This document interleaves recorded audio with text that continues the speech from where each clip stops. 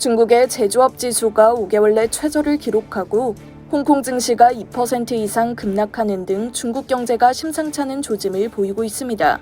지난해 제로 코로나를 폐기하자 중국 경제는 올 초 급반등해 침체 위기에 빠진 세계 경제를 구원할 구원투수가 될 것으로 기대됐는데요. 그러나 다시 경기가 급격히 둔화하며 세계 경제의 주름살을 더 깊게 만들고 있습니다. 제로 코로나 해제 직후 보복 소비가 폭발했지만 이 같은 특수가 곧 사라지며 경기 회복세가 다시 둔화하고 있는 건데요.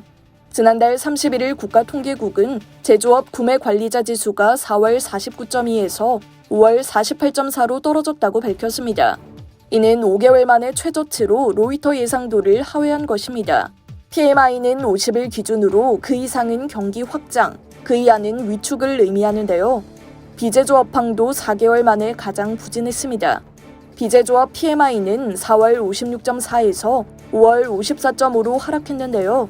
이 같은 소식이 전해지자 홍콩 증시가 2% 이상 급락한 것을 비롯해 아시아 증시가 일제히 하락하고 있습니다.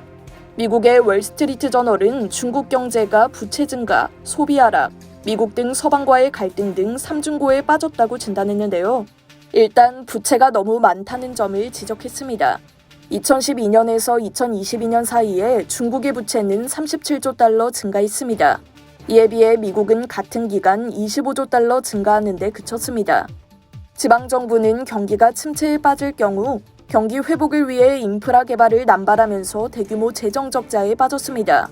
국제결제은행 자료에 따르면 2022년 6월 현재 중국 GDP 대비 총부채는 295%로 미국의 257%보다 더 높은데요. 지방정부는 물론이고 개인도 부채에 허덕이고 있습니다. 코로나19 기간 중국인들은 은행 빚을 내 일단 생활고를 해결했었는데 그 대출의 만기일이 다가오자 소비도 둔화하고 있습니다. 중국인들은 코로나19가 해제되면서 보복 소비를 했는데요. 그러나 시간이 지남에 따라 이 같은 수요가 급격하게 둔화하고 있습니다. 미중 패권 전쟁이 격화하면서 미국이 대중 반도체 수출을 제한하는 등 서방이 중국 경제를 공격하자 중국의 성장 잠재력이 크게 꺾이고 있습니다.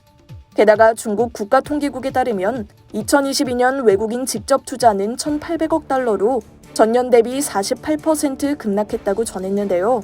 미중 갈등으로 서방 기업들이 중국에 대한 투자를 줄이고 있는 것입니다.